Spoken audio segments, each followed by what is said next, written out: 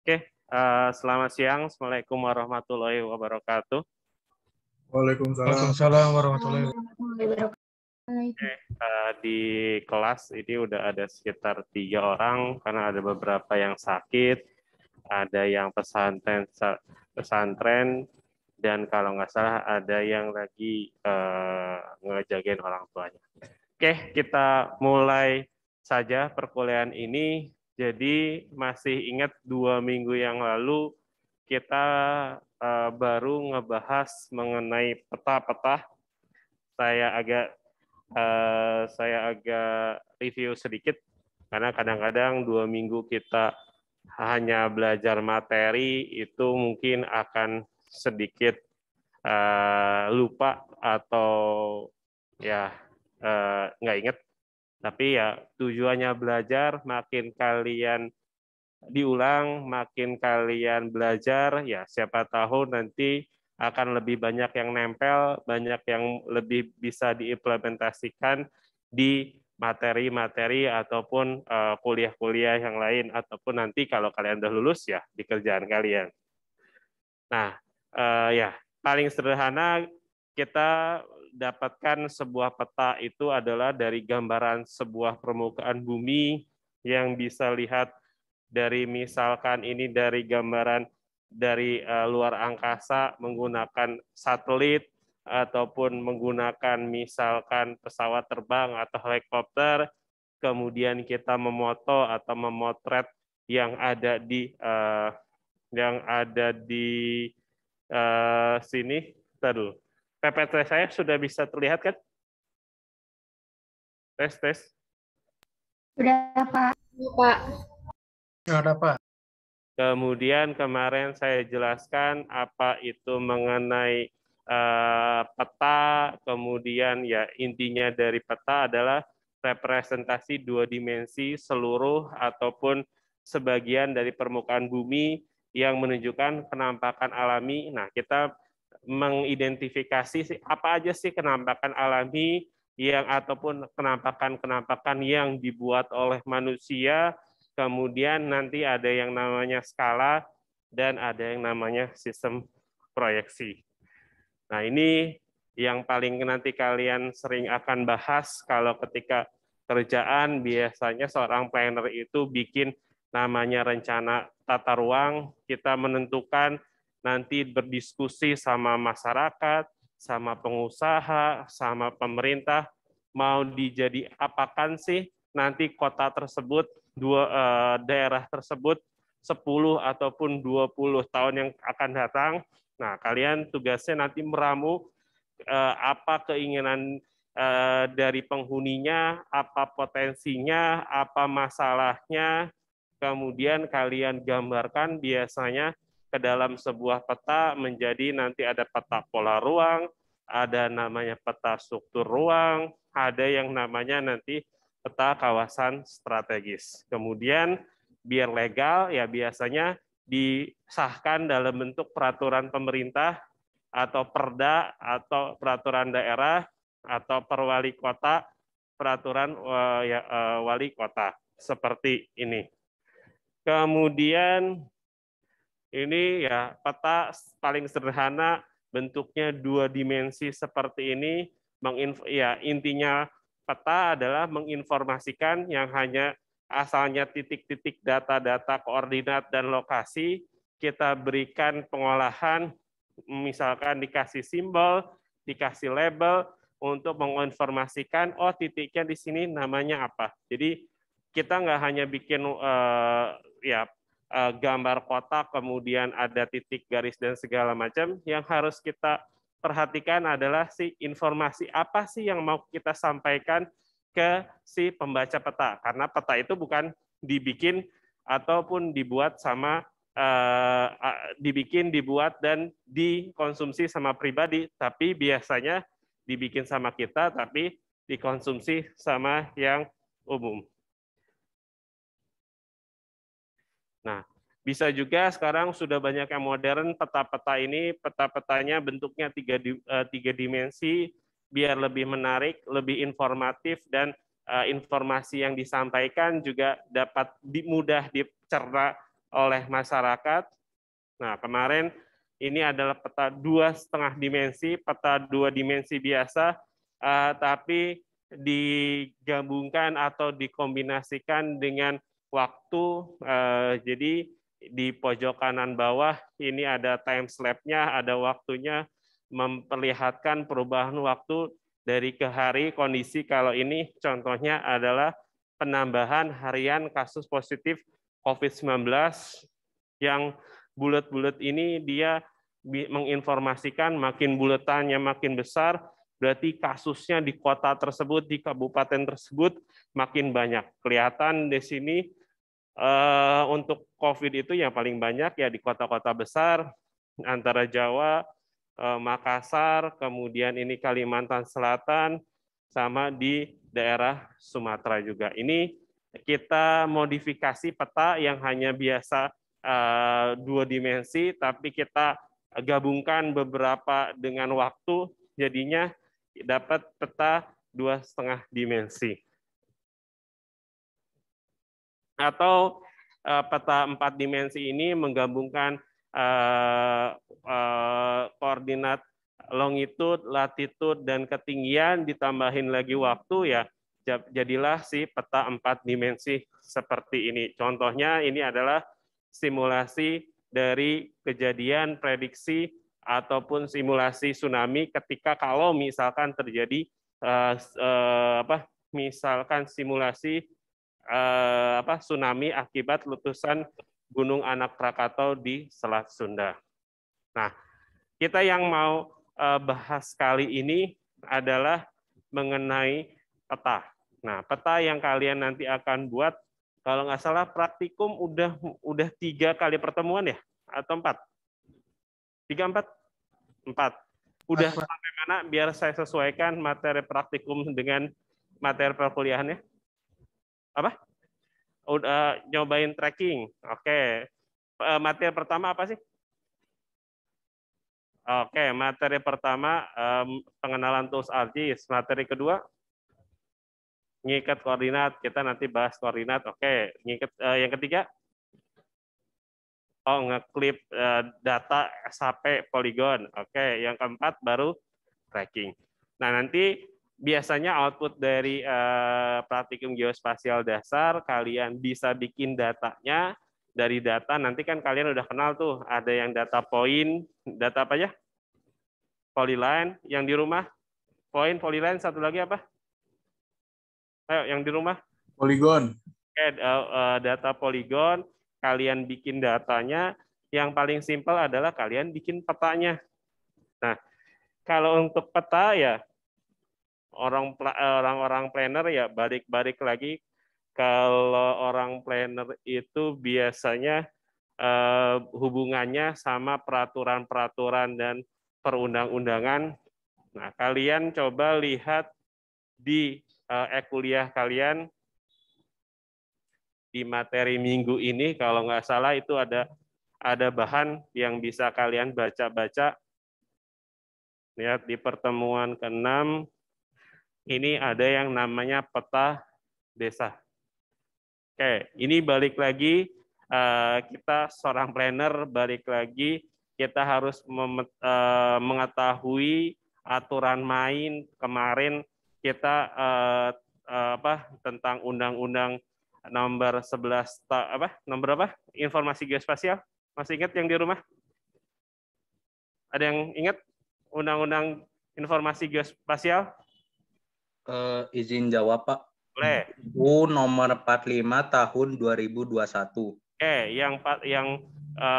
yang paling baru bukan undang-undang tapi peraturan pemerintah nomor 45 tahun 2021 itu untuk tentang informasi geospasial. Nah, di sini juga ada satu tambahan lagi tentang peraturan. Ini peraturan yang dikeluarkan oleh Kepala Badan Informasi Geospasial nomor 3 tahun 2016. Jadi salah satu yang difokuskan untuk pemetaan itu adalah di sini adalah peta desa. Nah, jadi masalahnya apa ya? Desa itu belum banyaknya yang belum punya peta, belum punya batas administrasi desanya, RT-nya, RW-nya, apapun, atau sebaran tutupan lahan, penggunaan lahan di desa itu ada apa aja sih? Nah, makanya sama BIG itu standarisasikan kalau kita mau membantu desa ya. Sebagai planner kan nanti kalian juga terjunnya ke lapangan, yang paling kecil adalah desa. Kalau mau bikin peta desa, ini udah diatur biar seragam, yang buat peta desa dari Sabang sampai Merauke, outputnya sama. Jadi dikeluarkanlah di sini peraturan Kepala BIG tahun 3 tahun 2016 tentang spesifikasi teknis penyajian peta desa. Nah, ini ada, kalian silahkan baca. Ya, baca undang-undang nggak harus kalian hafalkan, tapi intinya itu ya tentang apa sih si peta desa, peraturan Kepala BIG ini. Ini ada nanti spesifikasi teknis penyajian peta desa yang menjadikan peta desa dalam peta citra itu ada di lampiran 1. Nanti kalian lihat lampiran satunya seperti apa. Oh, untuk yang kalian mau bikin peta sarpras itu udah ada di lampiran 2. Oh, kalian mau bikin peta penutupan lahan itu udah diatur di lampiran 3. Jadi kalian nggak usah mau ngarang-ngarang lagi. Kalau mau bikin mau menyajikan simbolnya, misalkan simbol untuk masjid seperti apa, lihat aja nanti di lampiran 2 tentang penyajian peta sarana prasarana, itu udah ada simbol gimana sih kita bisa menyimbolkan, misalkan masjid, sekolah, itu di peta desa sudah ada. Nah, contohnya seperti ini.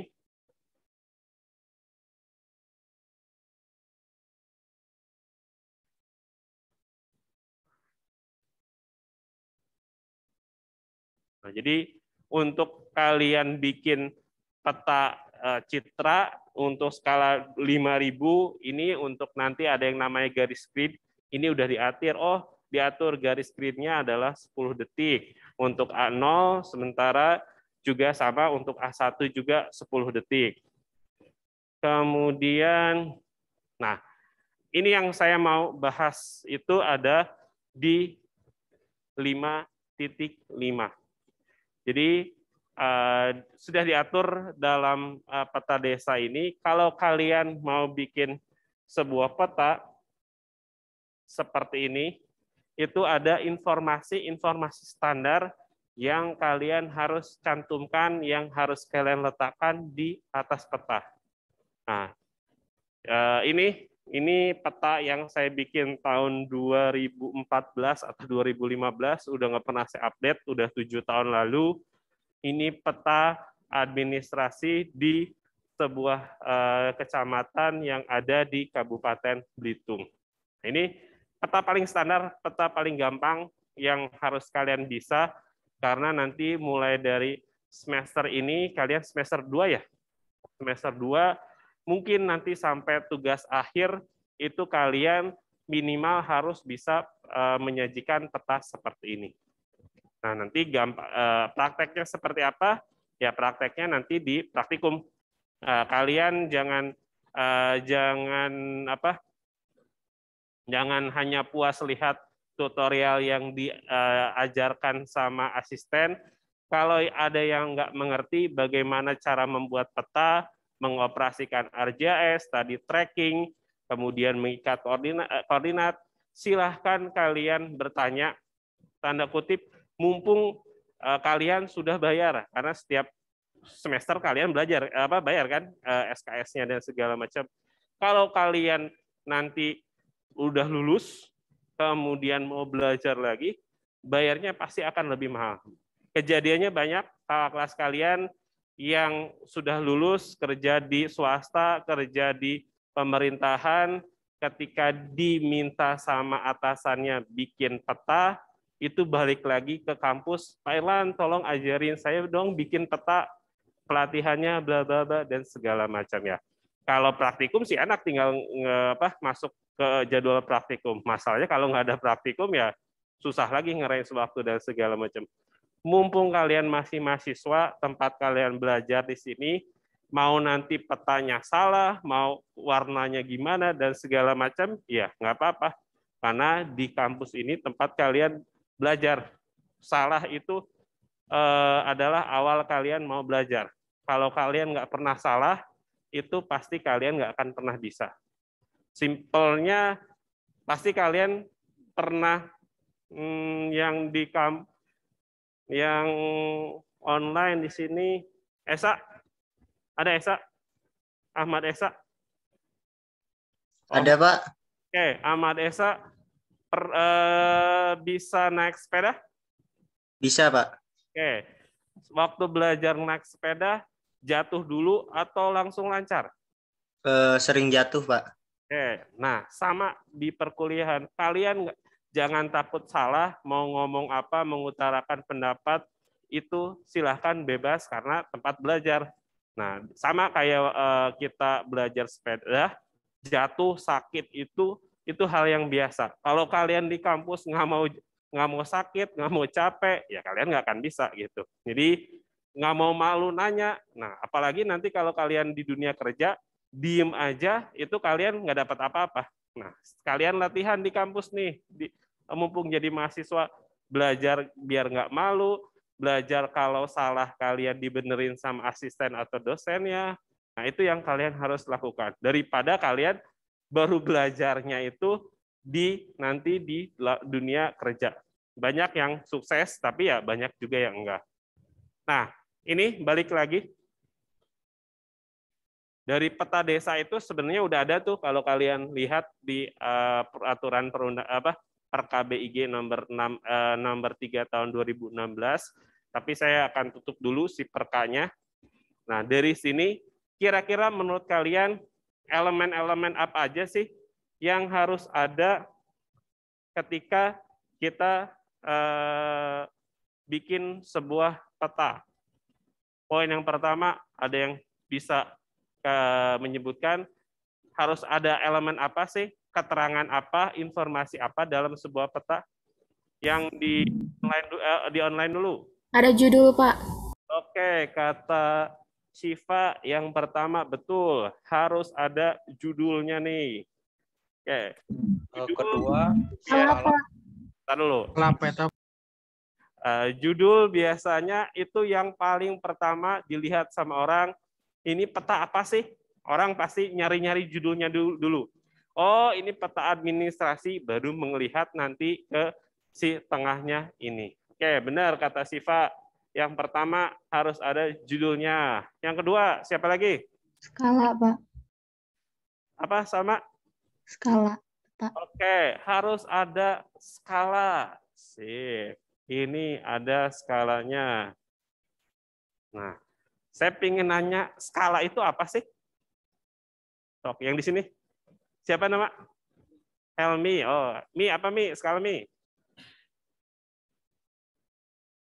Oke, kata Helmi, jawabannya skala itu perbandingan jarak asli dan jarak di peta. Oke, gunanya apa sih, Mi? Kita harus tahu skalanya. Gunanya apa sih?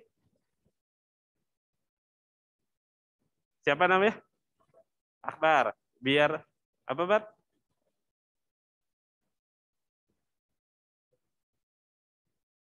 Biar tahu jarak sebenarnya dengan 1 cm di peta. Oke, udah masuk sih, tapi mungkin tinggal kata-katanya ditambahkan. Yang online, siapa yang bisa menambahin? Kata Akbar untuk kata Helmi untuk mengetahui jarak peta, perbandingan jarak peta sama yang sebenarnya. Kata Akbar gunanya untuk apa? Oke, untuk mengetahui jarak 1 cm di peta dengan sebenarnya. Udah bagus tuh dari Helmi dan Akbar. Ada yang bisa nambahin yang di online?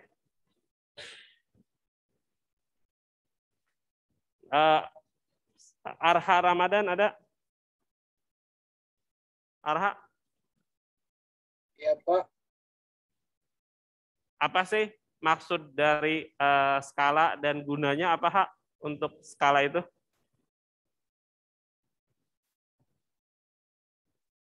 Mungkin Pak jawabannya masih sama kayak sama Pak kayak Helmi Pak. Perbandingan antara jarak untuk peta Pak. Kalau nggak salah Pak. Oke.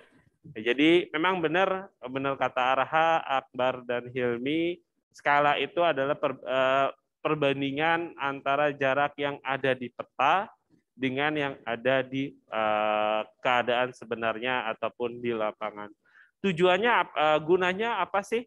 Ya, gunanya ya kalau kalian ingin ke lapangan tapi ingin mengetahui kondisinya dulu seperti apa. Misalkan, oh ini ada misalkan sungai. Nah, sungai di sini ini bisa saya ukur nih. Sungai yang ini, misalkan sungai itu panjangnya di sini 4 cm. Nah, saya ingin ke lapangan nanti melakukan susur sungai, mengambil kualitas air, bagaimana sih airnya di sungai tersebut, apakah tercemar, biotanya seperti apa, kiri kanannya ada mangrove dan segala macam. Kemudian saya berencana jalan nih, menyusuri sungai. Nah, saya ingin tahu jarak yang harus saya tempuh ketika jalan menyusuri sungai itu berapa sih? Nah, misalkan saya punya kasus di sini adalah 4 cm dengan skala 1:75.000. Nah, saya ingin nanya di yang online, kalau di petanya 4 cm, kemudian ini skalanya, kalau saya zoom di sini,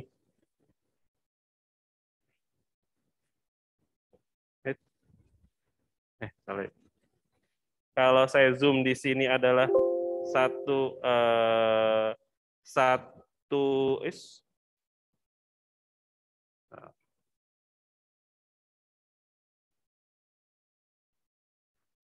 banding 75.000, oke? Berapa sih jarak di lapangannya atau di Kecamatan Tanjung Pandan yang harus saya tempuh ketika jalan menyusuri sungai tersebut? Oke, ada yang bisa ngebantu yang 300.000 Pak. 300.000 Pak.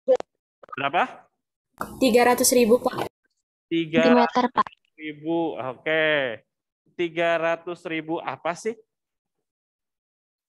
Sentimeter Pak. Sentimeter. Oke, 300.000 sentimeter.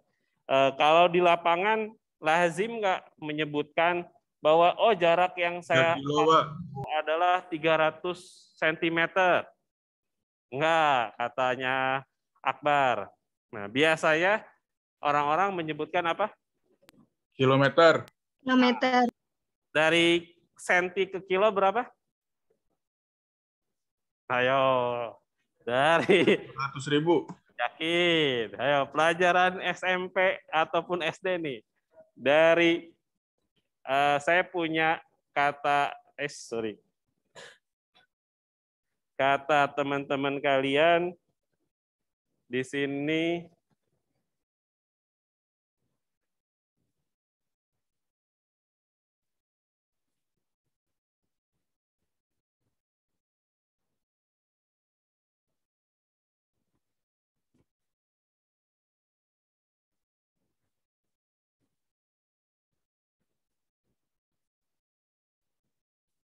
Oke.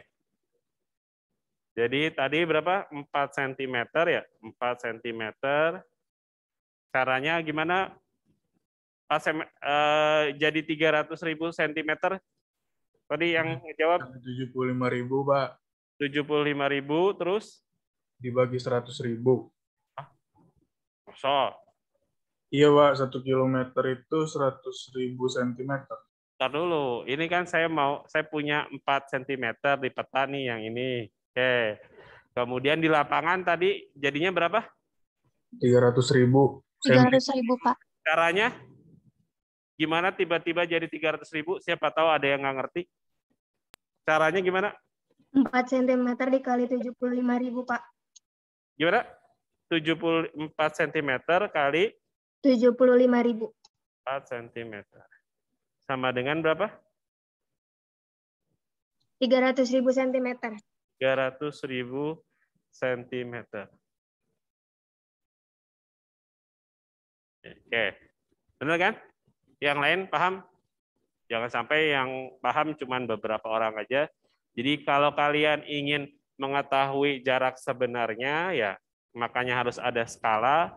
Ya ini, kita hitung kalau zaman dulu, zaman saya praktikum, ngitung ini di peta, kalau pakai penggaris kan susah nih, belok-belok. Kalau zaman dulu saya praktikum, itu kalian bawa benang, kemudian benangnya diurutin, ditempelin ke sungainya. Nah, di satu-satu, kalau udah dari awal sampai akhir ini benangnya ditempelin, nanti tinggal dipajangin, baru diukur di penggaris. Kalau zaman dulu seperti itu. Kalau sekarang sebenarnya udah zaman digital, kalian tinggal buka ArcGIS-nya, ya tinggal hitung aja panjangnya gitu. Nah, oke, ini udah nih 300.000 cm. 1 senti berapa meter? 100. Jadi kalau dijadiin meter berapa? 3.000 meter. Oke. Kemudian kalau dijadiin kilo, 1 kilo berapa meter? 1.000. Jadi ini 3 kilometer. Oke. Dulu zaman saya waktu kecil, waktu SD, SMP, saya nggak kebayang kenapa sih harus capek-capek ngerti dari kilometer ke meter, meter ke senti, senti ke mili, dan segala macam. Ya ternyata setelah saya kuliah, oh ada tujuannya juga. Ternyata untuk mengetahui jarak sebenarnya yang dari peta, itu saya pakai ilmu-ilmu yang waktu saya SD itu nggak ngerti. Tapi ya mau nggak mau saya paksakan belajar, tapi baru ngerti pemakaiannya itu ketika saya waktu kuliah ini gitu. Kuliah dari SMA juga ngerti sih gitu. Jadi mungkin ke depannya juga seperti itu. Nanti ada ilmu-ilmu yang kalian ini buat apa sih? Tapi mungkin baru ngertinya, kepakainya mungkin baru ketika kalian nanti waktu kerja ataupun nanti ada misalkan penelitian, pakai si rumus-rumus ataupun teori-teori yang kita pelajari waktu kuliah dulu. Waktu kuliah nggak ngerti nih, ya udah. Kalau saya prinsipnya ya apalin dulu, makan dulu, ngertiin dulu. Ya nanti ketika udah ngerti ketika kerja, kadang-kadang kita nemuin kasus, kemudian baru ngeh bahwa oh teori itu kepakainya ketika saya kasusnya seperti ini. Nah, simpelnya seperti itu. Jadi ini skala ya. Kalian ini ilmu dasar ketika peta, jangan sampai nanti ketika kalian nanti mau sidang sarjana, ada beberapa kasus teman kalian, senior kalian bikin peta, kemudian ditanya soal ini, itu nggak bisa, ada yang nggak bisa ngejawab. Itu bukan rekayasa, itu kejadian ketika kakak kelas kalian sidang gitu. Jadi udah mikir jauh analisisnya, udah tentang kesesuaian lahan, pola ruang, dan segala macam. Ditanya yang simpel tentang skala ini aja kadang-kadang kelupaan. Jadi yang simpel-simpel jangan kalian lupakan. Nah itu untuk skala. Ini tadi ada ini judul, ada skala, ada apa lagi? Skala kalau di peta ini ada berapa macam sih? Hah? Ada 3, siapa namanya? Sorry. Ali. Kata Ali ada 3 nih. Apa aja, Li? Bukan maksud itu. Jenisnya. Oke, bukan. Skala itu kalau dari jenisnya ada yang namanya skala angka. Nah, yang ini yang 1:75.000 itu namanya skala angka atau skala teks. Ada lagi yang kedua, yang ini nih. Tahu ini apa? Skala bar atau garis ataupun batang.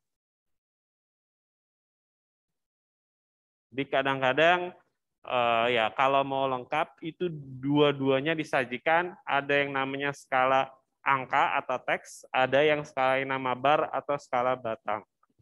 Ada yang tahu nggak yang online gunanya skala batang apa sih? Ada yang tahu? Kenapa sih kalau bikin peta harus dimunculin skala angkanya, teksnya, kemudian di sini ada skala barnya yang seperti ini? Ada yang tahu? Yang ini nih. Ada yang tahu? Izin menjawab, Pak. Ya, Itu Pak. itu menyangkut info-info tentang pembuatan skala tersebut, Pak. Info kata Esa itu menyangkut apa? Apa Sa, tadi Sa? Info-info tentang pembuatan peta tersebut, Pak. Simbol-simbol dan yang lain-lain, Pak. Bukan, maksud saya gunanya skala batang apa sih? Nih. Kalau petanya mau dikecilin, Pak, atau dibuat ukuran khusus. Nah, oke. Udah mulai menyerempet. Bener tuh. Siapa tadi? Rizky Kahalim. Oh iya. Masa senior ngulang-ngulang nggak ngerti skala batang? Apa, Kak? Tadi, Kak? Rizky, Kak? Kalau ukurannya mau dikecilin, kalau nggak mau dibuat ukuran khusus, Pak. Oke. Udah cukup bagus tuh yang dijelaskan sama Rizky Kahalim. Biasanya peta itu dicetak di ukuran tertentu. Misalkan ini sayangnya nggak ada informasinya. Biasanya di bawah ini ada keterangan bahwa peta ini dicetak di misalkan kertas A1. Oke. Jadi ketika kita bikin layout peta, biasanya kita harus tentuin dulu mau dicetak di A4, A3, A1, atau A0. Nah, nantinya. Jadi kalian nanti ada yang namanya manajemen pembuatan peta, nanti akan kita jelasin juga. Nah, biasanya kita tentuin dulu kertas yang mau kita buat itu petanya di A1, A0, A3, ataupun A4. Kadang-kadang ya udah nih, kalian untuk survei nanti ingin membuat peta tersebut di A1. Oke, kalian buka ArcGIS, layout di Bandung, kemudian bikin petanya A1 seperti ini. Nah, kemudian ketika kalian ke lapangan, kalian ingin cetak lagi. Ingin cetak lagi ke lapangan, tapi masalahnya di Kecamatan Tanjung Pandan, karena misalkan bukan kota besar, itu nggak ada printer A1. Adanya printernya A4 aja, atau maksimal A3.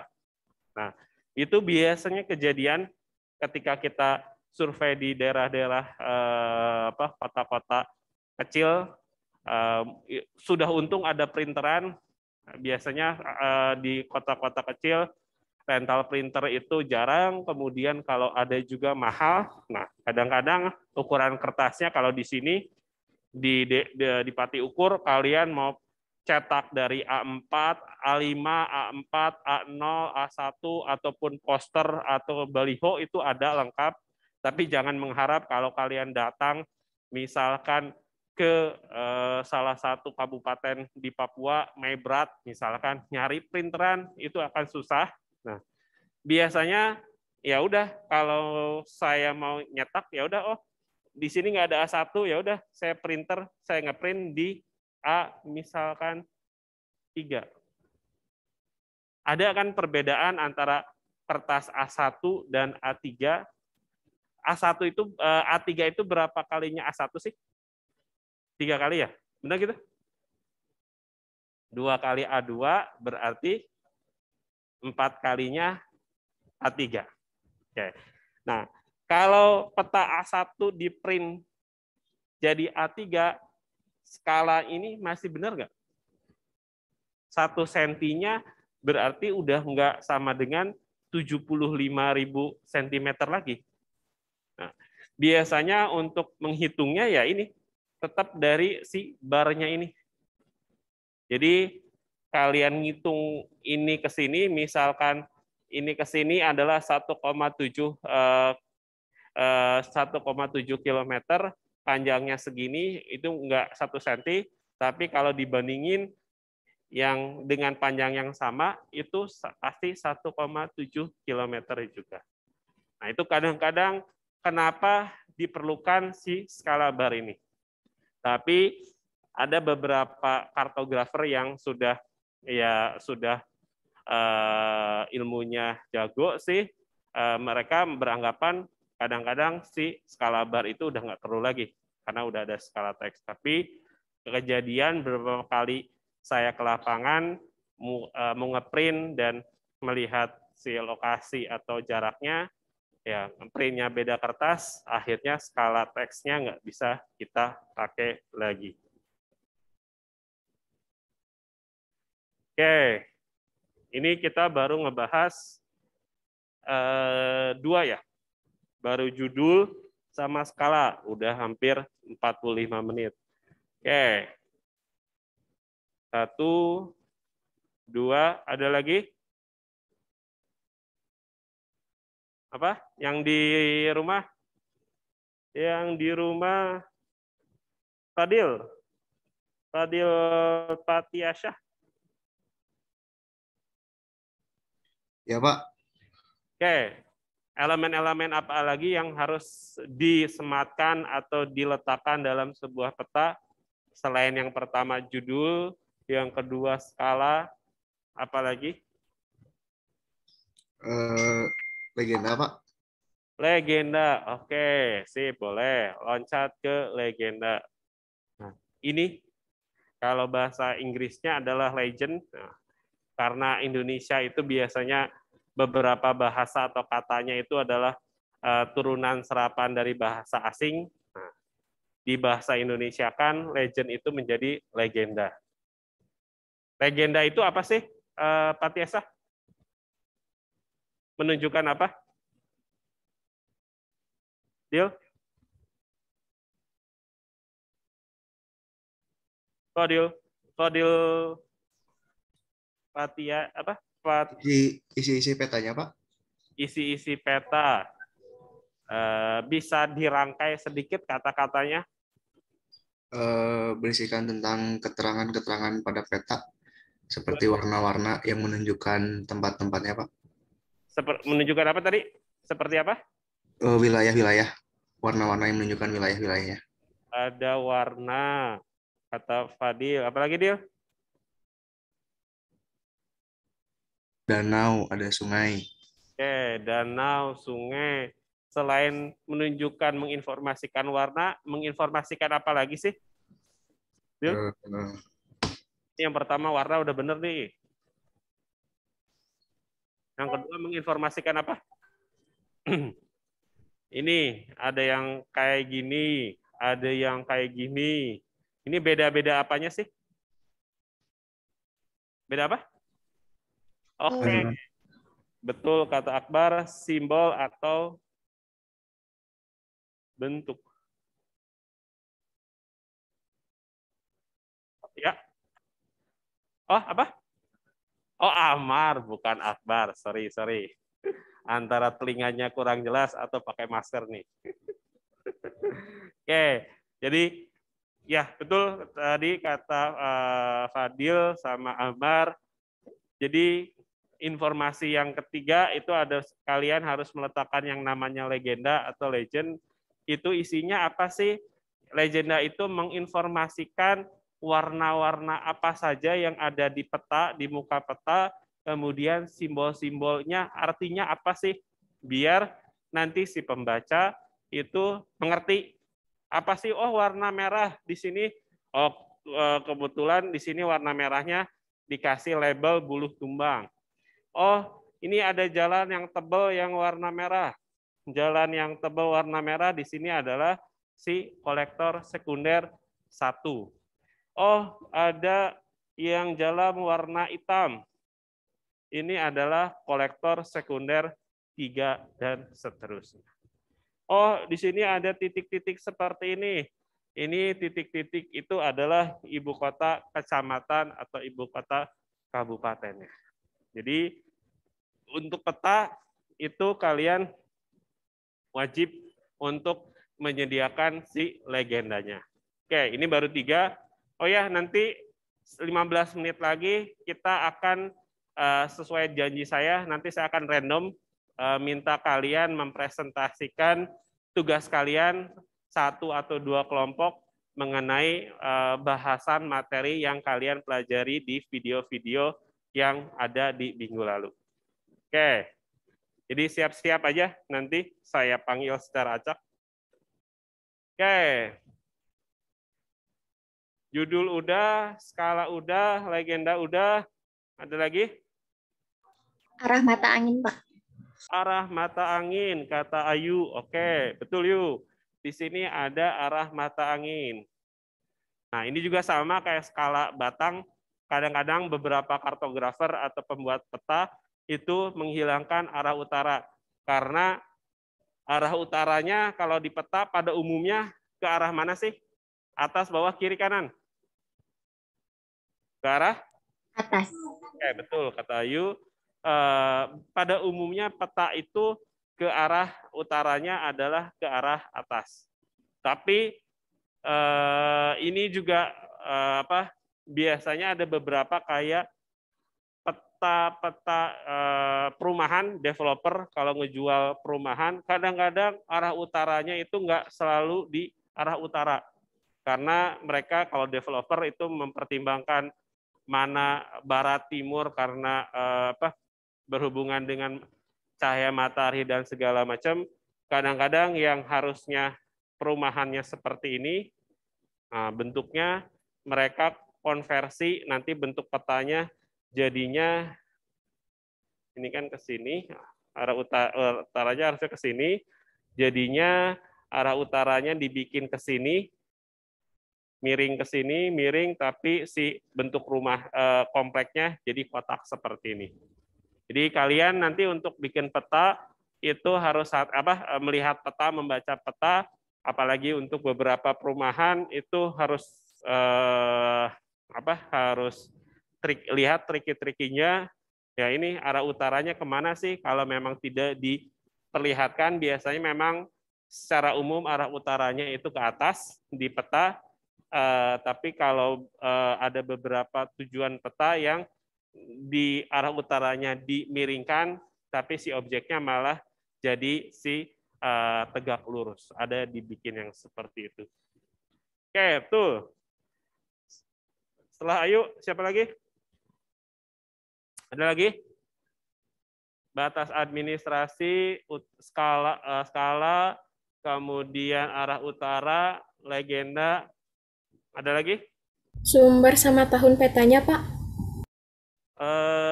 Gimana sih, Pak? Sorry, nggak kedengeran sih. Sumber sama tahun peta. Oke, nah ini yang harus diperhatikan juga. Betul kata Siva, itu harus memperhatikan sumbernya dari mana sih. Jadi sumber itu sangat penting. Gunanya untuk apa sih? Gunanya untuk menunjukkan kredibilitas datanya, apakah data itu bisa dipercayai ataupun tidak dipercayai. Biasanya petanya itu dari misalkan peta sumbernya Badan Informasi Geospasial. Oke. Karena itu memang badan yang tugasnya untuk ngurusin peta dan bikin peta, ya bisa tutup mata bahwa data-data tersebut memang valid atau benar atau ya kesalahannya minim. Tapi kalau misalkan kalian dapat peta di internet, nah sekarang kan peta banyak di internet nih, kemudian sumbernya di sini adalah siswa SD Merdeka misalkan. Nah, sumbernya dibikin sama siswa-siswa SD Merdeka. Ya, kita harus ngecek lagi nih, apakah memang peta yang dibikin sama anak-anak SD itu udah benar, ataupun ya nama juga anak SD disuruh bikin peta ya seadanya kan. Nah, makanya sumber ini sangat penting. Kemudian betul tadi satu lagi itu kita lihat di sini adalah tahunnya.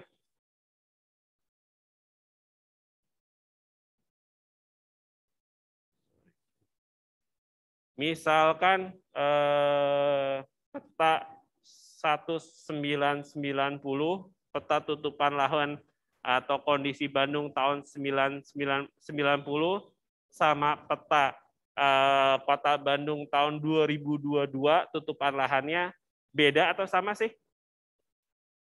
Beda kan? Pak. Oke. Nah, kalian harus jeli, jangan sampai kalian nanti menggunakan data nggak lihat sumbernya dari siapa, tahun dibikinnya tahun berapa. Wah, kalian udah senang dapat peta tutupan lahan Bandung. Ternyata tahunnya adalah tahun yang lama, tahun 2000 atau tahun 90, sementara yang kalian butuhkan misalkan tahun 2022. Jadi itu sebagai pembuat peta, sumber dan tahun pembuatannya juga dan sumber datanya juga harus ditampilkan. Oke, lanjut. Ada lagi? Lampiran, Pak. Lampiran, kalau lampiran sih enggak sih. Kalau ini cuman hanya keterangannya aja. Atas wilayah, Pak. Peraturan daerah bla bla bla dan segala macam. Ini Inset hanya peta, Pak. apa? Inset peta. Oke, sip. Kata Rizkika di sini ada yang namanya insert peta. Nah, gunanya ada yang tahu insert peta buat apa sih? Ayo, yang online. Tahu dulu, yang di sini mah nyantai dulu aja. Pak. Apa, Rul? Untuk memperjelas wilayah gitu, Pak. Memperjelas wilayah sedikit lagi. Posisi suatu wilayah. Oke, ada yang betul kata kuncinya posisi. Oke, ada yang bisa nambahin lagi selain Sahrul udah bagus tuh bahwa untuk menjelaskan posisi suatu wilayah. Ada yang bisa nambahin dari teman-temannya? Di pulau tersebut bukan, Pak? Di pulau tersebut ya bisa, tapi nggak di pulau tersebut juga bisa-bisa aja sih. Ada lagi? Membantu biasanya wisatawan, Pak, yang ingin berwisata ke daerah itu. Wisatawan ke daerah itu agak sedikit kurang tepat sih kalau itu. Tapi bisa juga sih, ya. Tapi intinya tadi udah benar kata Sahrul, kemudian tadi kata ya Nabil juga udah bagus. Jadi si insert ini gunanya adalah menunjukkan posisi si lokasi ini. Lokasi yang kita petakan itu di mana. Nah, ada yang tahu nggak? Misalkan kecamatan atau kabupaten Pelalawan itu ada di saya nanya ke siapa ya? Ke Fajrin, ada Fajrin? Fajrin. Hadir, Pak. Oke, kamu pernah dengar nggak kabupaten yang namanya Pelalawan? Itu di pulau apa sih? Atau di provinsi apa sih? Tahu nggak? Oke. Nah, kadang-kadang kita bikin peta ya yang audiensnya seperti itu. Ntar kita ada azan dulu. Pak, izin jawab, Pak. Kalau Pelalawan, setahu saya pernah yang baca hari Minggu itu di Provinsi Riau, Pak. Oke, sebentar. Oke, udah benar. Tapi kita dengerin dulu adzan 2 menit sampai 3 menit.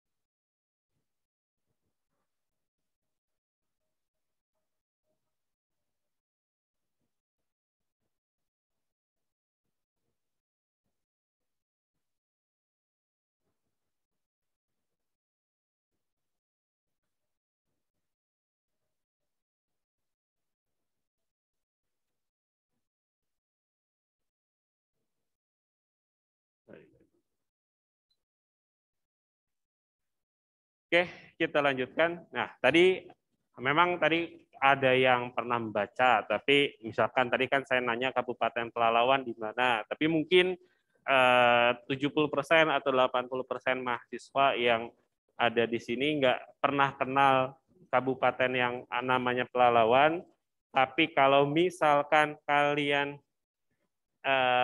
dengar yang namanya Provinsi Riau, pasti semua udah pada tahu kan? Provinsi Riau ada di pulau apa sih? Di Pulau Sumatera, Pak. Oke, pasti semua orang udah tahu bahwa Provinsi Riau adalah di Pulau Sumatera.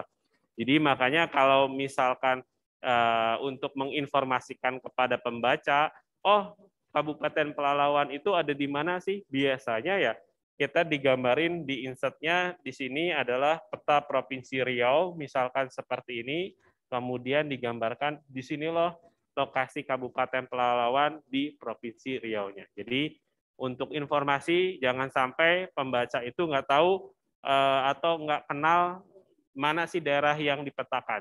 Kadang-kadang untuk memperjelas si peta tersebut ada yang bikin malahan sampai 2 insert petanya. Kalau ini kecamatan digambarkan kabupatennya di mana di kecamatan tersebut, kemudian provinsi tersebut di pulaunya ada di mana. Jadi kalau bikin insert, kalau bikin peta kecamatan, biasanya insertnya itu adalah peta apa? Kalau misalkan petanya ini kecamatan, yang di insertnya ada peta apa? 1 level di atas ya. Oke, harusnya betul kata Amar, kalau ini kecamatan, berarti di insertnya adalah harus ada gambar peta kabupaten. Kalau kalian menggambarkan peta kabupaten, di insertnya harusnya ada apa nih? Peta apa yang online? Peta provinsi, Pak. Peta provinsi. Nah, jadi ini juga di studio, nanti di studio 2 geospasial tahun depan, ternyata ketika bikin peta masih aja ada yang salah ketika bikin insert peta. Petanya peta kecamatan, di insertnya juga malah masih kecamatannya saja. Itu masih banyak kok. Jadi kalian nanti silahkan berulang-ulang latihan bikin peta. Lama-kelamaan kalau kalian rajin latihan, rajin ngerjain tugas bikin peta, pasti akan sedikit-sedikit ingat dan mulai terbiasa dan nggak usah nanya-nanya lagi. Saya pertama belajar peta itu tahun 2005, 2006, modal saya cuman hanya modul pelatihan. Zaman dulu tutorial di internet nggak sebanyak sekarang. Kalau sekarang udah ada e-book, udah ada tutorial YouTube, udah ada blog dan segala macam. Dulu ya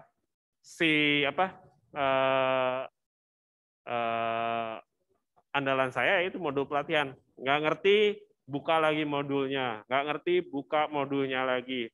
Belajar, terus 3 bulan nggak megang si software ArcGIS, lupa lagi, baca lagi bukunya. Jadi, tapi karena udah dari tahun 2005 sampai 2022 ini ya lama-kelamaan ya pasti udah ingat, nggak usah lihat buku-buku, kecuali kalau memang ada hal yang baru, paling gampang itu buka help-nya, tinggal baca tutorial di help-nya, bahasa Inggris, pasti ada semua di sana. Jadi kalau untuk belajar software, jangan lupa untuk sering-sering latihan atau coba. Kalau hanya baca teorinya, ngedengerin saja dari tutorialnya, nggak dipraktekin, agak susah untuk nempel ataupun ingatnya, kecuali memang kecerdasannya luar biasa. Oke, saya cepatin lagi. Tadi ada judul, ada arah utara, ada skala, biasanya ada informasi koordinat, sistem proyeksinya apakah UTM atau GCS, World Geographic System, nanti kita akan jelasin. Ini ada yang namanya legenda, kemudian ini ada yang namanya insert, kemudian ini ada keterangan dan sumber peta. Nah, jangan lupa ini ada yang namanya si grid atau gratikul, adalah keterangan koordinat, ada yang satuannya derajat, 2 derajat 45 detik 2 derajat 45 menit dan 0 detik, ataupun ada yang satuan koordinatnya kayak gini 9.700.000, yang ini untuk yang WGS atau yang derajat, yang ini untuk yang UTM. Nanti akan kita pelajari apa itu WGS ataupun UTM. Kemudian kadang-kadang juga ada disematkan logo-logo instansi pembuat petanya seperti ini. Jadi ya itu kurang lebih untuk informasi-informasi yang harus ada di peta. Kalau kalian lihat di sini, di sini ada judul, skala, nama, petunjuk, letak peta, kemudian diagram lokasi atau insert, kemudian logo tadi, kemudian legenda, keterangan riwayat, pembacaan koordinat geografi dan UTM-nya, kemudian skala, singkatan, arah mata utara, dan yang terakhir adalah muka peta. Muka peta ya, muka peta itu ya ininya nih, yang ininya ini adalah namanya muka peta. Jadi ini sudah tercantum di Perkabik nomor 3 tahun 2016 tentang informasi-informasi yang harus ada di peta. Kemudian di bawahnya lagi nanti kalau kalian lihat nanti simbolisasi jalan tol, oh ternyata harus warna kuning, jalan layang ini harus warna pink. Kemudian ada lagi nanti prasarana akademik universitas, ada buletan buku tapi warnanya warna ungu. Ada lagi misalkan ini tangki bahan bakar, seterusnya seperti ini. Jadi sudah diatur sama Perkabig bagaimana kita membuat atau melayout sebuah peta dasar, peta rupa bumi Indonesia. Tapi nanti kalau kalian mau bikin peta pola ruang, itu ada lagi aturannya dari ATR BPN, gimana sih mau warnai pola ruang, gimana mau warna apa sih kawasan pemukiman, warnanya misalkan kuning, untuk sawah itu harusnya garis-garis seperti apa, untuk sempadan pantai itu arsirannya seperti apa, itu ada di Perka beda lagi. Jadi aturan-aturan pemetaan antara peta dasar, peta desa ini dengan nanti peta pola ruang, nanti pewarnaannya agak sedikit berbeda. Oke, mungkin untuk materi untuk yang minggu ini saya cukupkan sekian. Saya mau sedikit random untuk kelas A, D, dan apa sih? E ya. Oke, yang mengumpulkan tugas, saya minta 1 atau 2 kelompok yang sudah mengumpulkan. Sudah pada mengumpulkan belum? Ini yang submitted-nya baru 3 orang. Oke, nanti akan saya tandai yang sudah mengumpulkan 3 orang di kelas ini. Kemudian kalau yang ini udah banyak, ada 24 orang. Nah, saya mau yang kelas A dulu. Ini siapa ya?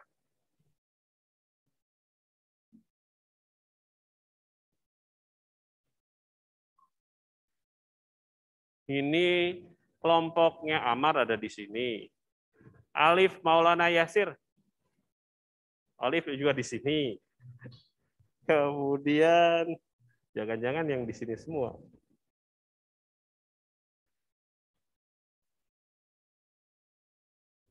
Satu lagi.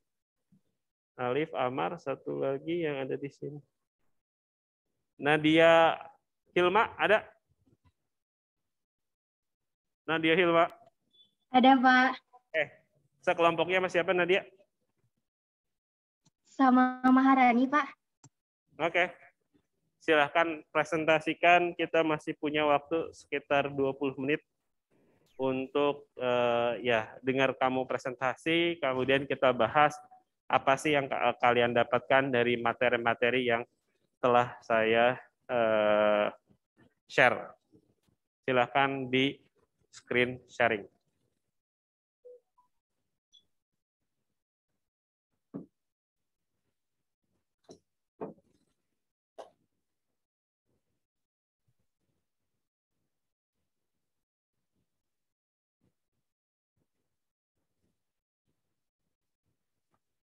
Menyimpulkan.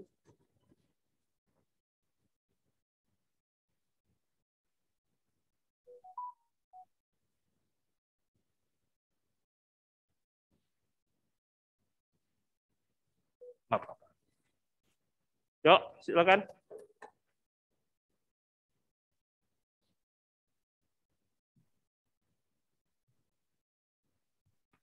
Tanda tangan satu pas.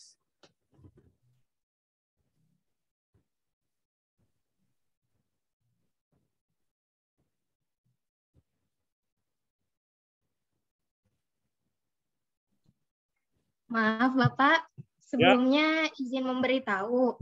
Jadi saya dan Maharani ini mengira bahwa tugas resume video ini jadi tugas individu Pak, bukan tugas kelompok. Jadi adapun PPT saya dan PPT Maharani itu berbeda Pak. Bagaimana ya Pak kalau seperti ini?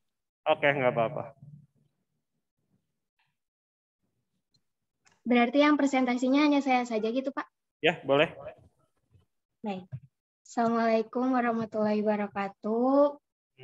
Pada kesempatan kali ini saya akan memberikan presentasi berdasarkan resume video yang saya tonton. Belum di screenshot? Oh, belum. Belum?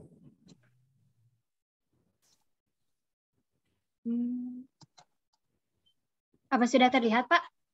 Udah ya? Oh ya, sudah. Sip. Oke. Pada kesempatan kali ini saya akan memberikan presentasi dari resume video yang telah diresum dari tugas minggu kemarin dan minggu kemarinnya lagi. Kartografi. Menurut John Nelson, kartografi adalah ilmu komunikasi fenomena geografis yang berhubungan dengan komunikasi visual. Sedangkan menurut Edipan, kartografi adalah komponen spasial yang dikomunikasikan dalam bentuk seni. Nah, kartografi sendiri berdasarkan hurufnya, yang pertama kan ada huruf C. Huruf C itu mengartikan bahwa memiliki arti kompromis. Kompromis sendiri adalah pemuatan peta. Maksudnya adalah pemuatan peta adalah tentang kompromi. Maksud pemuatan peta adalah tentang kompromi karena dalam pembuatan peta itu, seseorang yang membuat peta harus melakukan kompromi atau memikirkan apa saja yang harus dimuat dalam petanya. Kemudian huruf kedua adalah AR. AR itu memiliki arti artistik, yang berarti peta adalah tentang seni. Yang huruf ketiga adalah O, yang berarti opportunity. Opportunity itu mengartikan bahwa peta adalah tentang peluang. Dan yang terakhir itu kata grafi. Kata grafi sendiri adalah indikasi komunikasi yang ada pada peta.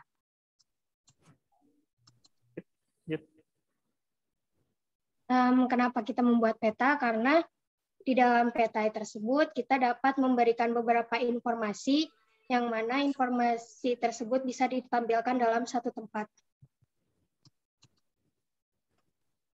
Nah, yang kedua adalah peta lebih mudah dipahami. Yang ketiga adalah peta dapat memaparkan beberapa informasi dalam satu gambar. Salah satu pembuat peta yang terkenal pada zaman dahulu adalah Erwin Rice.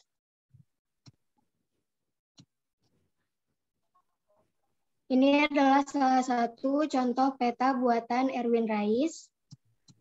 Nah, peta sendiri merupakan sebuah gambaran bentuk sebagian bumi atau seluruh bumi yang berbentuk dua dimensi. Nah, untuk pembuatan peta yang menggambarkan seluruh bumi tersebut biasanya dibentuk dalam bentuk globe. Bumi sendiri memiliki diameter sebesar 24.900 mil dan memiliki bentuk bulat yang tidak sempurna. Namun jika dibandingkan dengan bentuk bumi yang lain, bentuk benda lain, bumi itu termasuk bentuk yang sangat bulat. Nah, jarak dari utara bumi ke selatan bumi itu sekitar 24.812 mil. Permasalahan yang sering terjadi pada pembuatan peta yang pertama adalah distorsi daerah, yang kedua adalah distorsi kejauhan, yang ketiga adalah distorsi arah, yang keempat adalah distorsi ukuran. Kemudian ada geografi koordinat sistem atau biasa disingkat dengan GIS. Geografi memiliki arti yaitu mengacu pada seni grafik yang menunjukkan proses penulisan untuk bumi. Nah, informasi sistem sendiri adalah rantai operasi mulai dari merencanakan pengamatan dan pengumpulan data hingga cerita dan analisis data. Kemampuan dari GIS tersebut ada 4. Yang pertama adalah pengambilan data, yang kedua adalah manajemen data, penyimpanan dan pemeliharaan data, yang ketiga adalah manipulasi dan analisis data, yang keempat adalah penyajian data. Tujuan dari GIS sendiri adalah yang satu, memaksimalkan efisiensi perencanaan dan pengambilan keputusan, yang kedua adalah mengintegrasikan informasi dari berbagai sumber permintaan, yang ketiga adalah analisis kompleks yang menarik, yang keempat, menghilangkan redundasi data yang berlebihan dan memaksimalkan duplikasi. Nah, dalam GIS sendiri terdapat 2 data, yaitu data vektor dan data raster. Data vektor merupakan data berbasis koordinat yang memiliki fitur geografis dari seni, berbagai garis titik, dan poligon. Sedangkan data raster adalah data citra foto udara digital yang berasal dari satelit atau bisa disebut sebagai gambar digital elevasi. Dalam GIS terdapat beberapa data, yaitu pertama data primer. Data primer adalah data pengukuran yang dikumpulkan secara langsung dari sumbernya. Yang kedua adalah data sekunder. Data sekunder adalah data yang dikumpulkan dari hasil percobaan atau dikumpulkan oleh orang lain.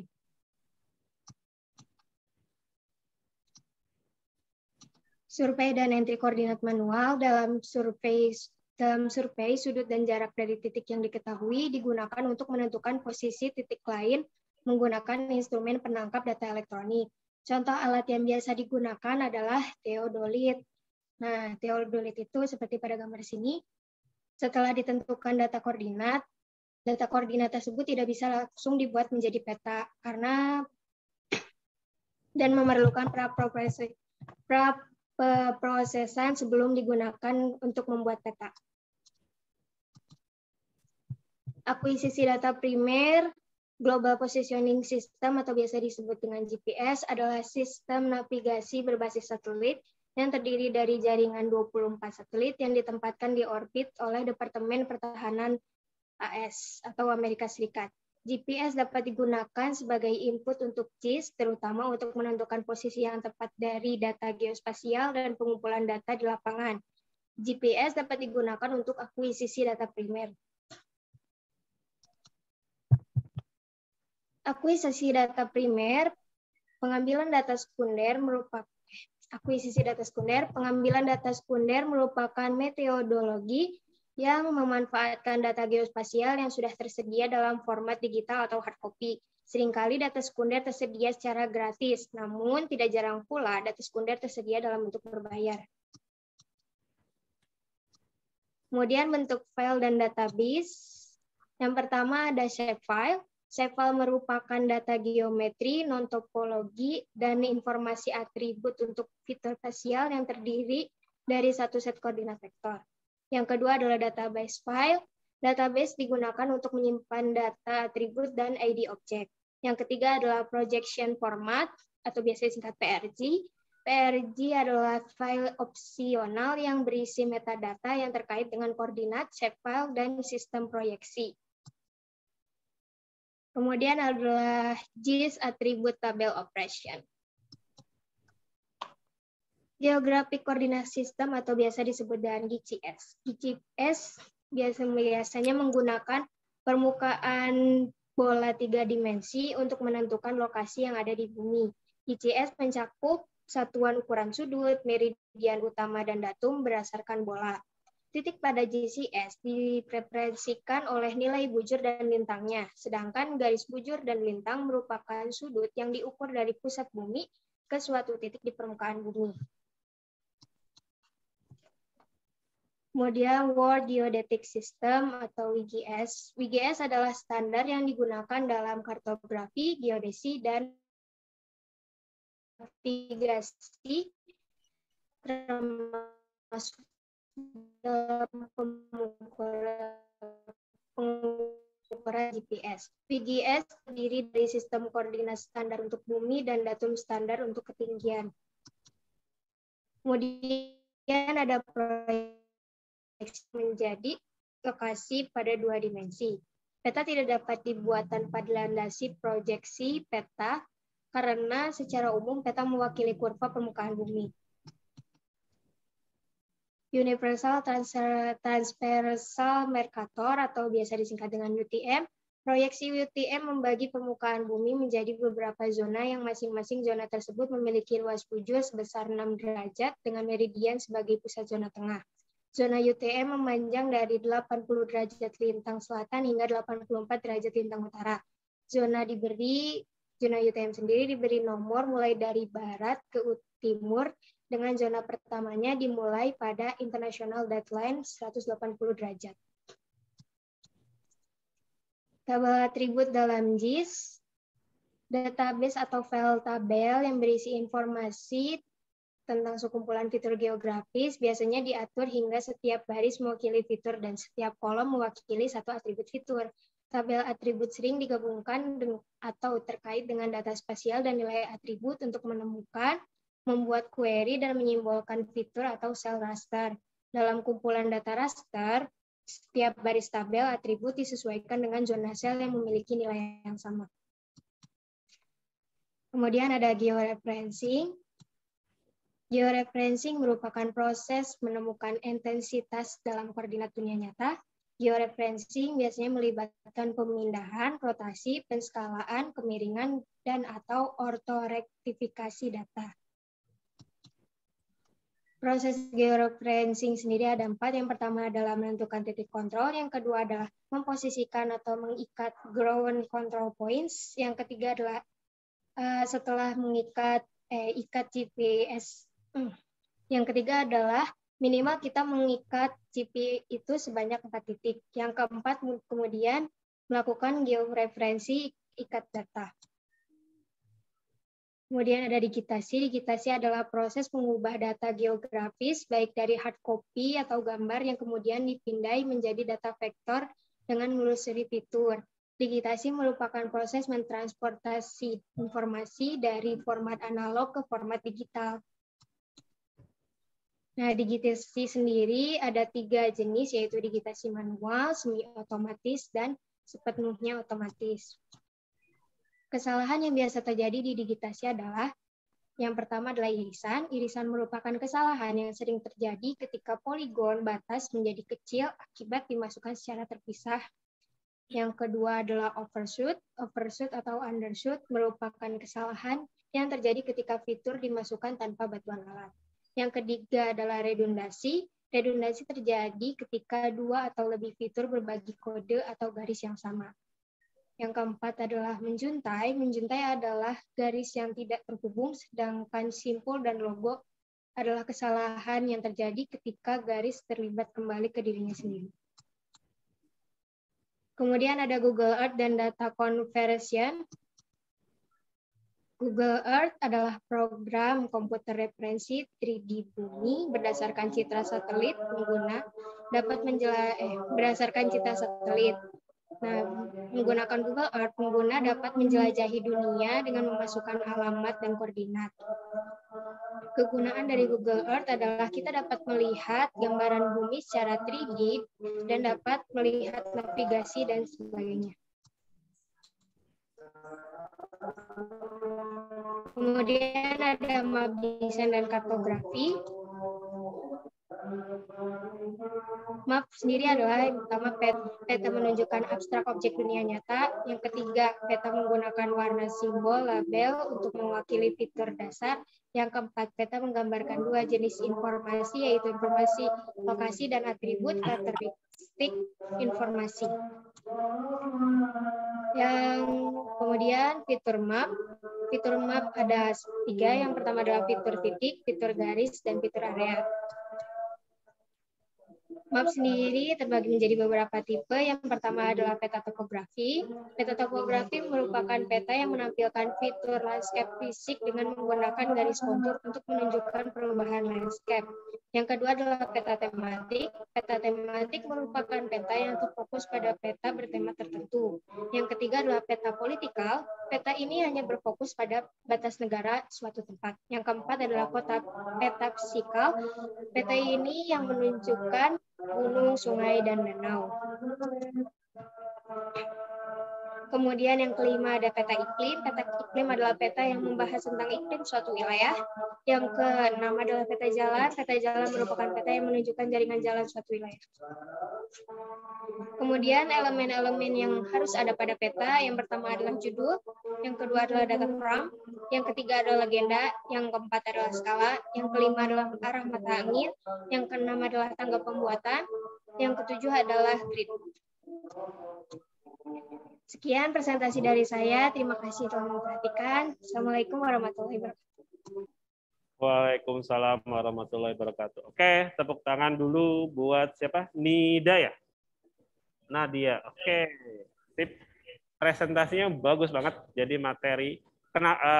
Tujuannya saya memberikan video-video yang ada di sana apa?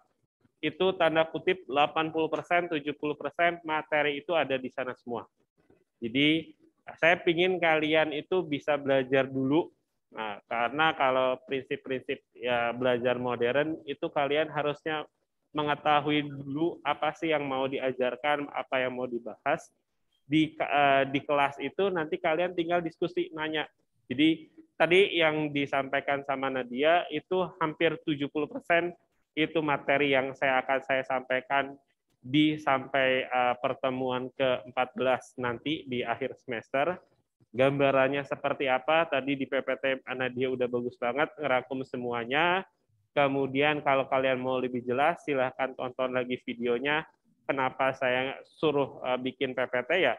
Karena dengan PPT itu kalian bisa merangkum apa aja sih intisari dari materi-materi video yang telah disampaikan. Nanti saya akan bahas tadi PPT dari Nadia itu mungkin minggu depan, karena sekarang sudah 15.39. Kemudian, tapi mungkin salah satu dikit yang saya komentari, ini nanti mungkin bahannya sudah bagus Nadia untuk merangkumnya, cuman nanti latihan untuk mempresentasikan PowerPoint-nya mungkin lebih diperbaiki. Nah, jangan sampai kalian nanti presentasi, kalian masih punya waktu 6 semester ke depan, itu jangan sampai presentasi itu hanya membaca slide. Kalau membaca slide ya tinggal kasihkan soft copy atau hard copy-nya ke saya baca sendiri. Nah, kan nggak ada beda kalau hanya untuk membacakan. Tapi tadi silahkan diperbaiki nanti untuk cara presentasinya buat teman-teman yang lain juga. Tapi untuk materinya itu udah cukup lengkap apa yang disajikan sama Nadia. Oke, untuk absensi sudah semua yang di online sudah dibuka sama Pak Lutfi. Ada yang masih bermasalah dengan absensi?